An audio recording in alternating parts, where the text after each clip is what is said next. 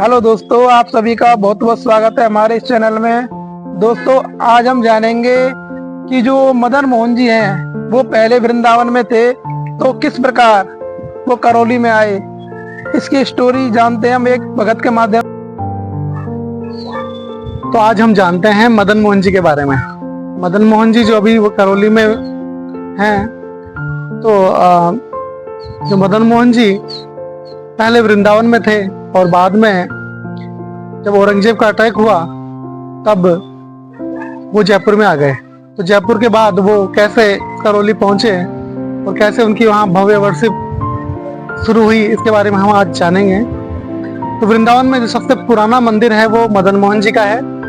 और अभी भी हम जैसे वृंदावन विजिट करते हैं तो वहाँ पे हम मदन मोहन जी का टूटा हुआ मंदिर देख सकते हैं जो औरंगजेब ने तोड़ा था।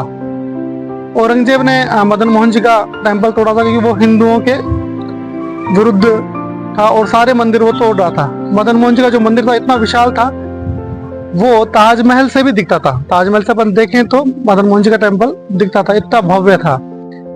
तो जब औरंगजेब ने अटैक किया तो वहाँ के जो पुजारी थे उन्होंने उनको जयपुर शिफ्ट कर दिया और जयपुर में उनकी भव्य पूजा होती रही।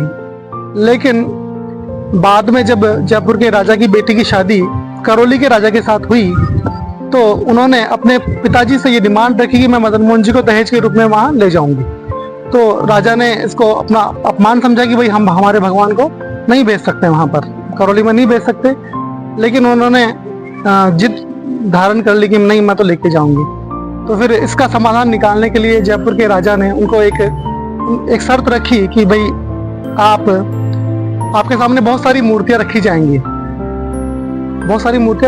अगर आप उन मूर्तियों में से जो ओरिजिनल मूर्ति है अगर आप चूज कर लेती हैं तो आपको मदन मोहन जी दे दिए जाएंगे। तो इसलिए उन्होंने उनकी आंखों में पट्टी बांधी गई और इसको लेके वो रात भर सोई नहीं, उनको नींद नहीं आई और वो मदन मोहन जी से बार बार प्रे करती रही कि हे मदन मोहन जी, मैं आपकी सेवा करना चाहती हूँ, तो कृपा करके आप मेरे साथ चलिए। तो मदन मोहन जी भी उनकी सेवा से बहुत प्रसन्न थे, इसलिए वो रात को सपने में आए और उनको बताया कि जब आप मूर्ति को टच करेंगी, तो जब मेरे को टच करेंगी तो आपको ऐसा फील होगा कि हाँ वाकई मतलब मैं हूँ। जैसे अपन कोई सी इंसान को टच करते हैं तो पता लग जाता है कि हाँ ये सजीव है। तो उन्होंने जब ऐसा किया तो उन्होंने मदन मोहन जी को सिलेक्ट कर लिया और मदन मोहन जी फिर करौली चले गए। तो हम करौली में देखते हैं तो मदन मोहन जी का मंदिर वहां पर अभी है वर्तमान में। इससे पहले वहां गोपाल जी का मंदिर हुआ करता था, इसीलिए फिर उनके पास में ही मदन मोहन जी को बिठाया गया गेस्ट के रूप में। तो हम देखते हैं मदन मोहन जी गेस्ट के रूप में हैं। तो आज भी मदन मोहन जी की वहाँ सेवा भव्य रूप से की जाती है। और इसके अलावा मदन मोहन जी के वहाँ पर बहुत एक मुसलमान भक्त भी था, ताज खां। तो ताज खां में मदन मोहन जी का बहुत सच्चा भक्त था। वो डेली वहाँ पे आया करता था मदन मोहन जी के दर्शन के लिए, लेकिन वो मुसलमान था इसलिए पुजारी उनको वहां से भगा देते थे। तो मदन मोहन जी उनकी इसी बात को लेके बहुत उनसे प्रसन्न थे। तो एक दिन मदन मोहन जी खुद उनसे मिलने आते हैं शाम को, और मिलने आते हैं तो फिर वो उनसे बोलते हैं कि मैं मदन हूँ और मैं तुमसे मिलने आया हूँ, तो मुझे भूख लगी है, कुछ खिला दो मुझे। तो उनको वो कुछ बना के खिलाते हैं। रात को 12 शयन आरती के बाद लेट जाते हैं वो, तो फिर वो उनको वहीं खिलाते हैं, फिर रात को वो वहीं सो जाते हैं। तो जैसे ही भगवान की जैसे मंगल आरती से पहले 4 बजे से पहले आँख खुलती है तो वहां से तुरंत भगते हैं। तो भगते वहां से भगने लगते हैं तो उनका जो अंगोछा होता है जो वो जल्दबाजी में उसको वहीं छोड़ आते हैं।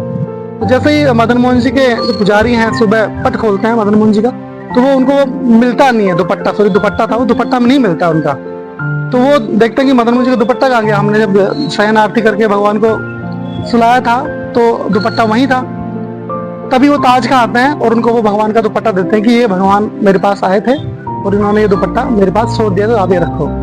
तो इससे वो पुजारी बड़ा मतलब आश्चर्यचकित हो जाता है कि भगवान मतलब ऐसे कैसे। तो भगवान हमेशा देखते हैं, प्रेम देखते हैं, भगवान प्रेम देखते हैं कि आप में कितना प्रेम है। तो आज भी अगर मदन मोहन जी की आरती गाई जाती है तो उसमें ताज खां का नाम लिया जाता है।